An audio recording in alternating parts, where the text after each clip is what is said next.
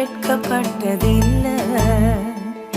அவரையே ஆதரவாய் கொண்டோ நடுவழியில் நின்று போவதில்லை. வேண்டும் போதெல்லாம் என் பதிலானாரே, வாழ்க்கை முழுவதும் என் துணையானாரே.